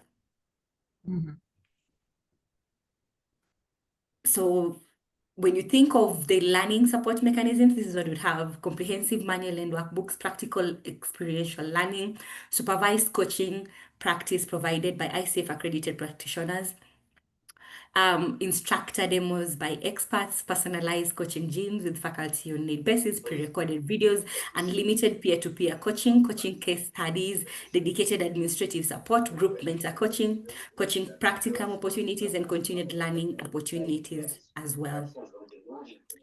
So here are the program logistics. We do have a class size of, say, up to 15. Class frequency, 3 hours once a week for 28 weeks. And the delivery mode is on Zoom. So you can join in from whichever location you're in. And at this point, if this speaks to you, this interests you, that this is a journey you'd love to walk, that you'd love to show up in the boardroom authentically, just bring the whole of you presently, handle your emotions better, build your relationship currency, then I invite you to express your interest. And my colleagues will go ahead and share the link on the chat. Please go ahead and share the link to those who are interested in expressing their interest to this program, and we'll be sure to contact you in the due course. So at this juncture, then I'll come back to you, Coach Wairimu. All right, fantastic. Thank you, Sharon. We have, I think, 4 questions so far. But we can start with this even as we move forward. I'll start with one of the questions, and I'll direct this to Patrick. Has there been any non-boards with no politics? Sounds like there is no escaping the politics. If you look at the definition of politics I had at the beginning, there isn't a board without politics. But the degree in which politics plays out in the board discussions is what changes. In some boards, they are so involved in board politics that they miss out on the reason the board is actually there. Right? And you had sort of, the kind of people Mary's talked about, the people who come in, me, I'm just a tourist, I was brought here by X, Y, and Z, and so forth. Right? That is part of the board politics in a parastatal, in a state corporation. Yeah. And you find that once you got that kind of stuff, the board just doesn't work at all, or it works, but somebody there has to do so much work. In fact, maybe 2 or 3 people in the whole board of about 16 people are the ones who make the place work in that point of view. Yeah. So there isn't, in my view, there is no board that does not have board politics. It's just a question of to what degree does the board politics disrupt what the board is supposed to do? Yeah. Or to what degree does the board politics support and enhance what the board is supposed to do? So the board politics covers the whole spectrum of outcomes that happens in a board. So yeah, mine is basically that I have sat in a large number of boards over the last 20 years, and every single board has got its own types of politics, good and bad, and ugly as well. Yeah. Yeah. All right. So we've had there is no board with no politics, but I think with today's learnings, we've known how to navigate the different personalities. We've known how to unpack board politics, the relationship currency, which is key. So if we cannot navigate away from politics, then we need to play the game and excel. Coach Evelyn, imagine a one day in a board. What are the don'ts and the do's? I guess petrified is not an option, right? So someone is asking, imagine your first day. I believe it's the first day on the board. What are the do's and don'ts? And being petrified is not an option. Well, petrified is not an option. That's a good one. I think there's something that Patrick had mentioned earlier, which is when you go and when you get into a board, I think one of the things is that you're able to listen, watch for the cues. I think it's almost like the first piece is also start to see what is unsaid, things that you watch the room, you watch the energy, you watch the postures. And like we said earlier, one of the things is that really try and find out what the real agenda is. I used to be in a board where, and this was when I was now possibly presenting from the side of the top management. That was some while back. And what I used to notice about that discussion is that the microphone would be deliberately passed to the next person. And I'd have to be very clear, microphone in terms of the figuratively. So I'm just saying there'll be a cue like, Evelyn, what do you think? And sometimes, like Patrick said, it can also be you're walking into a a full trap, or you want to see who else is actually being asked about this. So there's a part of you that needs to first, and when you're in the room, watch the energy, watch the postures, be clear about what could possibly be some of the unseen agendas. But the good thing is first, one, the 3 Ps. Yeah. So what your posture is, yeah. How do you position things? And positioning things might actually mean that you will have to get some cues that what it is that you're presenting might not be necessarily what it is that is actually required at that point. So it's also being able to be agile around how are you able even to shift your perspective quite quickly, especially where you have to reframe something and when you have to redirect something. But key thing is fear is not fear.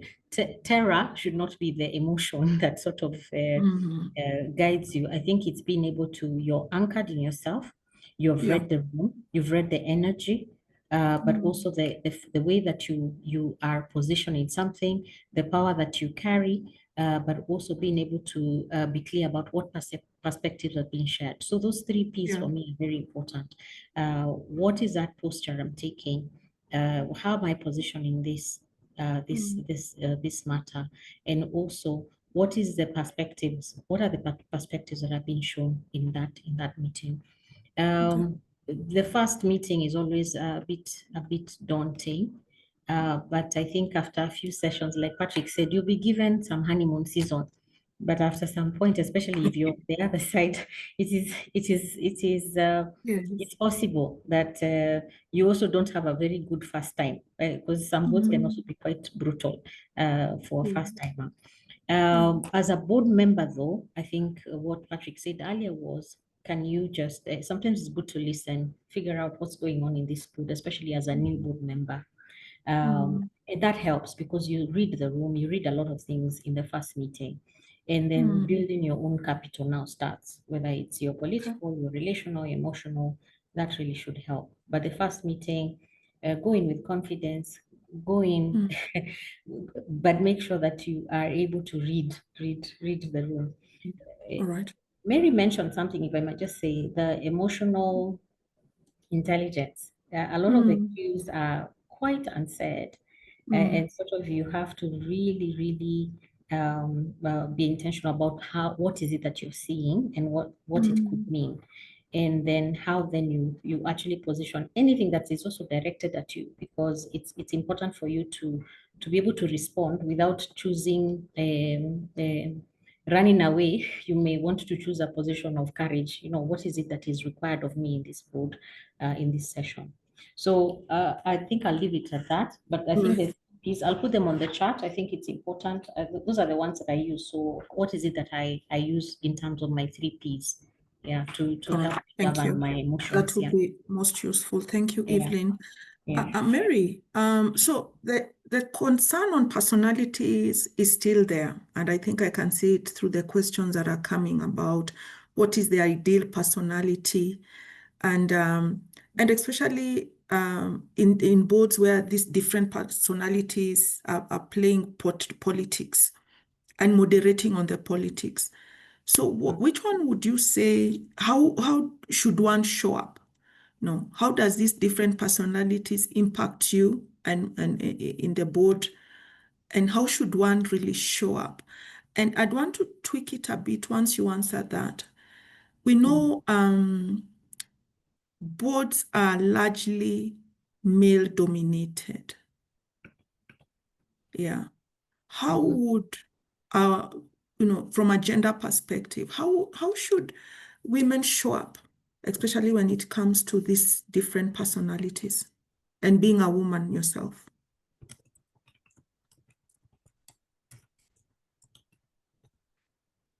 Sorry, Mary, you're on mute. Sorry. I don't know whether it's because of my loudness or how we grew up in a one-parent household with a father for years until high school. Very strict, honesty, work, going to boarding school at standard 2.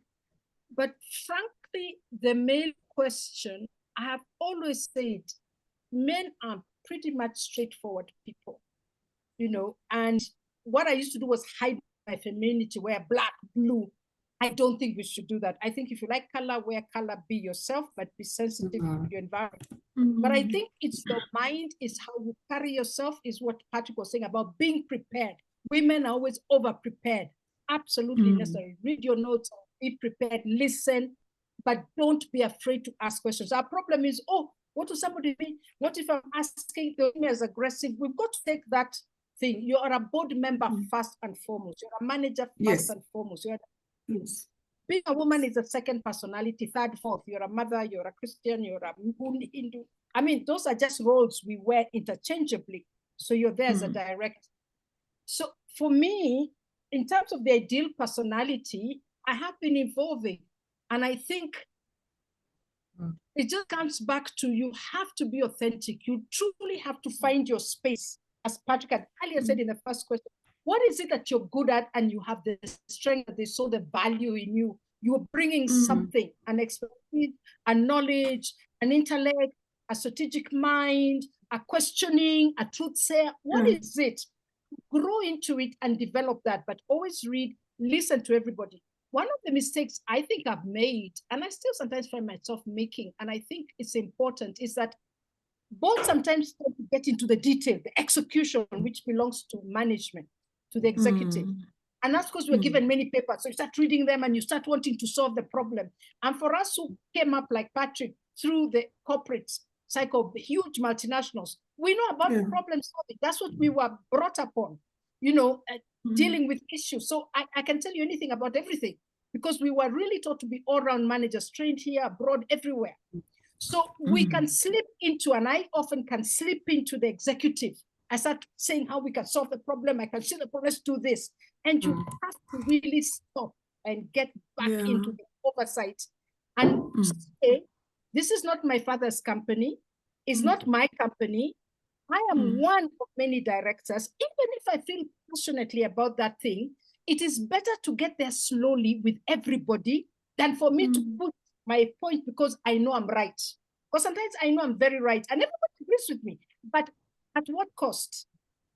Are you going to bring management around? Are you going to bring other directors with you? And that's one thing that have matured, that I've realized, even if doing this is right, the chairman is right, discuss it in 6 months' time.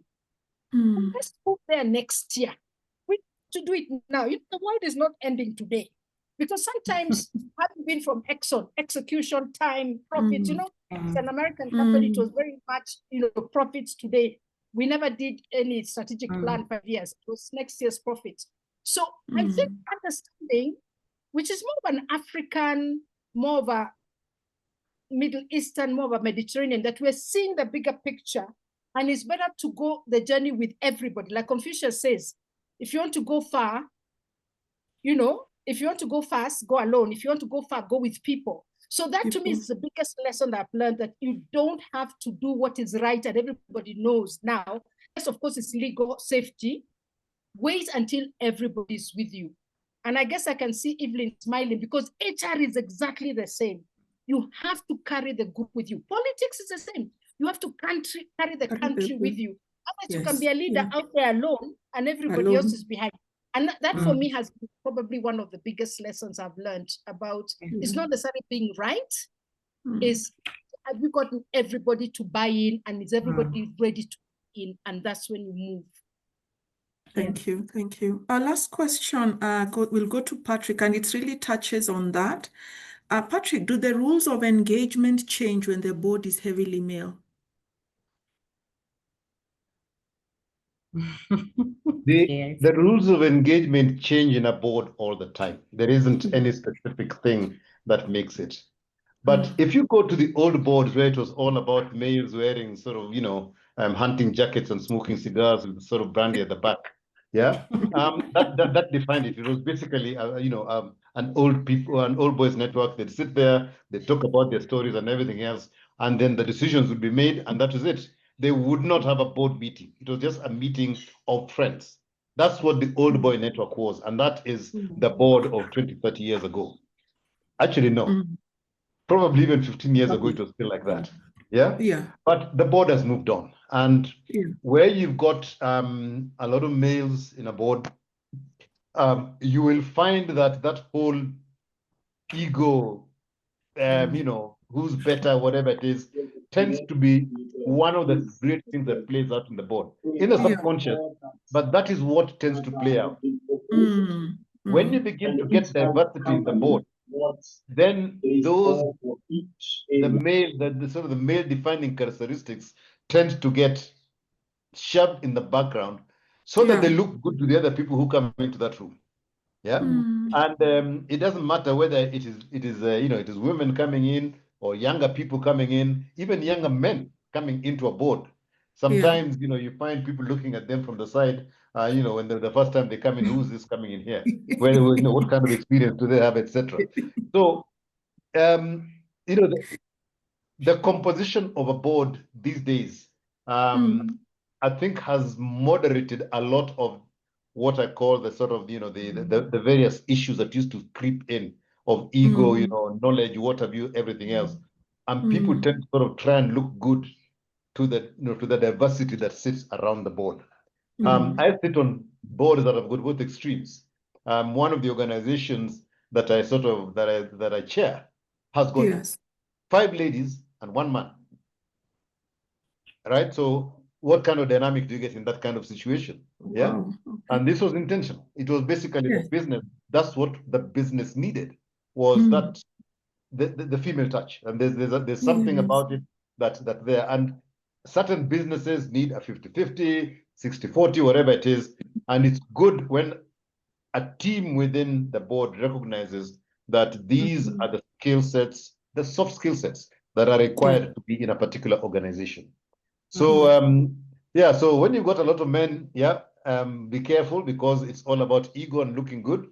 But when you begin to get that diversity coming into the board, sorry, my lights have gone and I forgot to switch on the background, but everything else is good. They should come back soon. But yeah, so there are changes. Right now, the boards that we have got a lot more balance and nuances, basically, with the kind of diversity that you have. I mean, you even have people of different abilities coming into a board. What does that do to the board dynamics when you got someone in a wheelchair that comes in, right? I've got a board where somebody is sort of is got managed autism, and they're in the board. Brilliant guy, but because of the way they present themselves, sometimes people in the board tend to sort of you know, we don't want to, you know, we don't want to sort of challenge this person. Yet, once you sit back as an individual and say, fine, we have a slightly autistic board member. What should I or should I not do to ensure that this person brings out the best? And that is really with the way boards are coming into now. Let me stop there so that I'm not talking, you know, you're not seeing this darkness. Thank you. Mary, go ahead. Yeah, let me just add, and WOBN, Women on Board Network, know this very well, is that research, and all of this for a long time, there's also FTC, the FTSE index for women done by Barclays and another US and UK show that for women to really feel comfortable and to be able to not think as women and just be a board member, you need a minimum of 3. If you're 1, you're always feeling token. You are a woman, what will they think? No matter how much we try and put it, when there are 2 still sensitive, by the time you get to 3, you don't even remember. So in terms of advice, you have the 30%, there are all these groups trying to bring in a number of women. But as Patrick says, many boards have gone beyond that.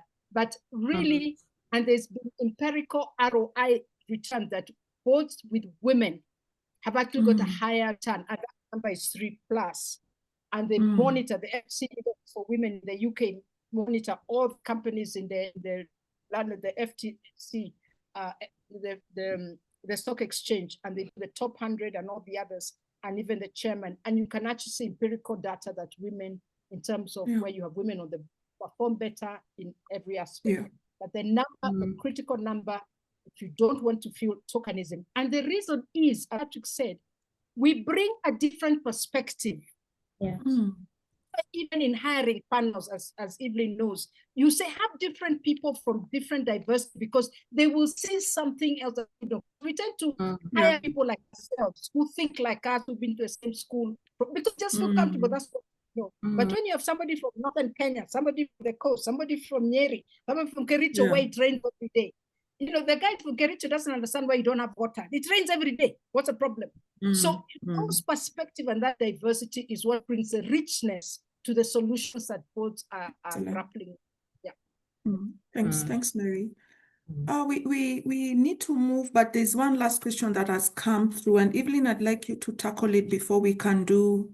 Mary, if you don't mind, you can put that name of the book on the chat, because there's also a query on books. Yes. Yeah. How about by Moyo? I'll put it in. Yeah. All right. Thank you. Evelyn, if there's a question here on board politics still and dysfunctionality, if a board is so political to the extent that it is dysfunctional, do I exit? And how do I exit having not delivered my value there? And how about my reputation? Yeah, okay, thank you. Thank you for that question. I think one of the things that maybe I want to mention is that usually by the first or second meeting, you're starting to see whether this will be a problem.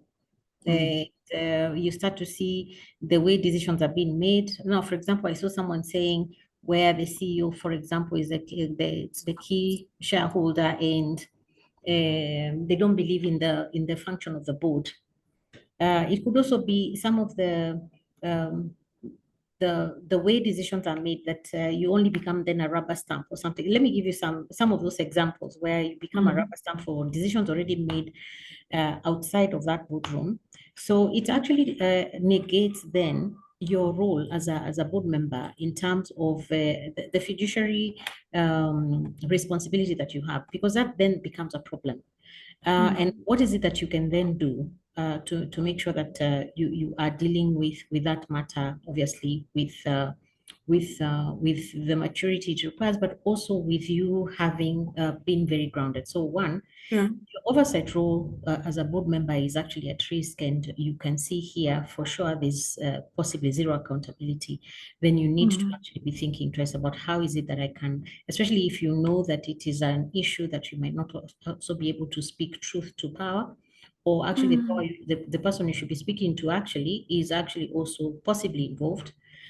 Or generally it is completely conflicting with also what your values are, and maybe what was to you as an opportunity to influence and to oversight a fantastic organization, maybe it's not turning out that way. Where you also see there's, for example, your staying does not necessarily create any value for the organization, and you might not actually be able to change anything. For example, you can be in a place where the deep-seated culture is actually to do maybe tenders or to do corrupt deals. If you're not angled that way, it doesn't matter what you do, you actually will be swallowed up or you need to exit. And I think that can be graceful. You can actually decide to take that leave gracefully, because remember, some of the things that we are seeing, you have board members who also are board members in other organizations. It's always important to sort of exit exit gracefully, indicate your position in terms of what anchors you, without necessarily whether it's undermining anybody or, like Patrick said earlier, where you'll never hear him shouting or said this about someone. I think just stick to the principle that is making you be able to serve on that board. And if it becomes untenable, I think it's important for you to actually make your way out. Otherwise, it will be hard for you to sleep at night. And then you always ask yourself the questions: what if this appeared on the newspapers tomorrow that we have been involved in this? And I'm the board member. Yes, and it does happen. It does happen. So I think that is a very, very personal decision. Know what you're anchored on and be able to act on that, and obviously exit with grace. Okay, thank you. Thank you, Evelyn. And I'd like to pause there and just to thank the panelists, Patrick, Mary, Evelyn, for sharing your thoughts. And I'd like to just give each one of us a minute or two, not more, to give your parting shots to the delegates. Our time is far much gone, but I think we can just wrap it up and give sort of our parting shot. Thank you. We start with you, Patrick. My parting shot will be as follows. The fight to be on a board for the sake of being called a board member is not worth it. You must have a good reason why you'd like to go to a board. Because if you say you're a board member, and then the name that follows you after that is that you did nothing and you're ineffective, it will be a bigger blight to your CV than not being on the board at all. That's my parting shot. Wow. Wow, thank you. Don't join a board for the sake of being known you're on a board. Yeah. Join for value's sake. Yeah. Thank you. Evelyn? I think one of the things that I'll just say is it's important to stay true to yourself and to be authentically you, because at the end of the day, your reputation is much more valuable. A good name is much more valuable than all these other things, gold, silver, whatever it is that can be offered. And it's the only thing that will stand, outlast the noise, because there will be noise. But having a good reputation, like Patrick has mentioned, it's not worth it soiling that so that you can add on your profile, board member of this and this and this. I think it's important to also know why it is that you join a board and whether your purpose is anchored on the same principles the organization that you're serving has. Otherwise, you constantly, it will be something that will be a painful process or a character development experience that you might not necessarily need at that point in your life. But yes, make sure that that's anchored. Thank you. Mary, any parting shots? I'm not going to change what I was saying, but Patrick said it. The only twist has got, honestly, in fact, I said, oh my, don't be a board member for the sake. It must be something you truly, truly value and something you feel it's going to give you growth or experience or you care about that issue, because there are non-profit boards that are fantastic or school boards that you really learn about. The premise I would put on that, and I'm discovering and pulling away more and more, and I've put a lot more today, is that there are a lot of hard work. People think being a board director is so, any of these two will tell you, of hard work, and it's not paid enough. Believe me, it is not paid, even for the banking sector, which pays probably the highest. It is not enough at all. It's hard work. You have to read papers. You have legal responsibility. If the company is sued, you can go to jail. Your land can be taken away from you. You're trying to get out of the airport, and your board your company has not paid taxes. Now they can, 5 years, 6 years ago, they introduced a law. They can remove you from not boarding a plane because of taxes. I've been taken to court because of taxes. So, and it was a company. So the responsibilities of directorship are so enormous with your property, with traveling, your reputation, and it's not paid enough. People think it's wonderful. So I would say really, really think why you want it. Is development, reputation, thought leadership, or a passion, but don't think it will pay you back. It does not. It's not a job. It's something that Patrick to add. Go ahead. Patrick's hand is up.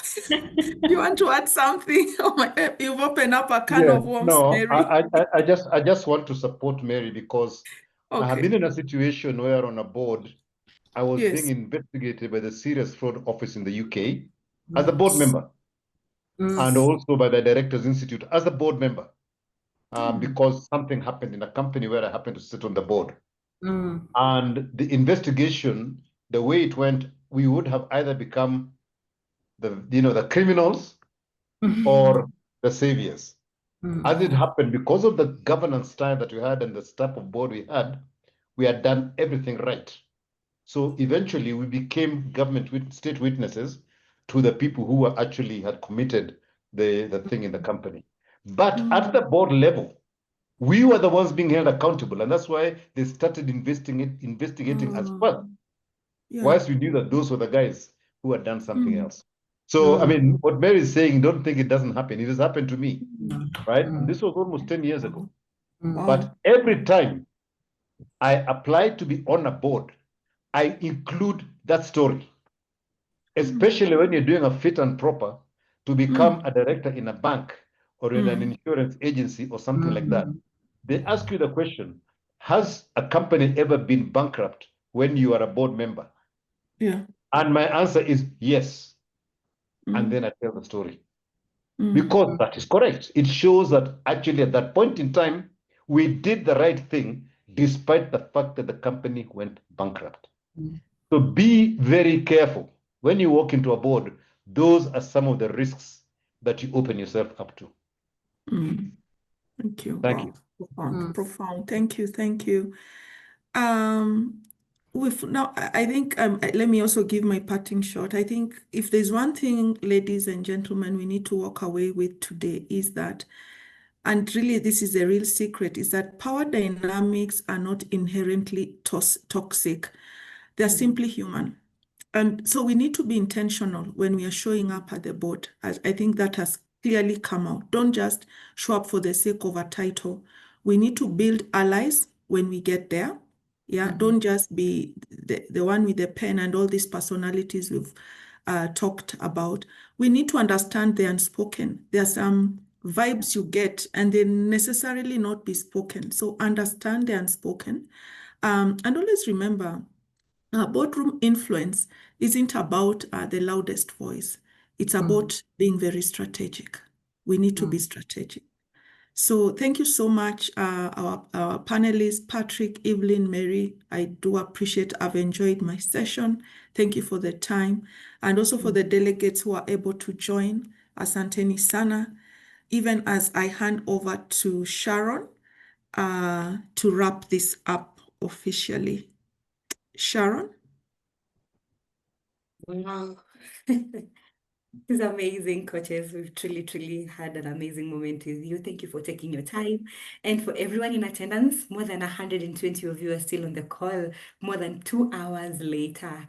I apologize that we've spent 5 more minutes than what the time we mentioned to you earlier, but I hope that it will be worth it, that all this time that we've spent has been worth it. And so as I bid you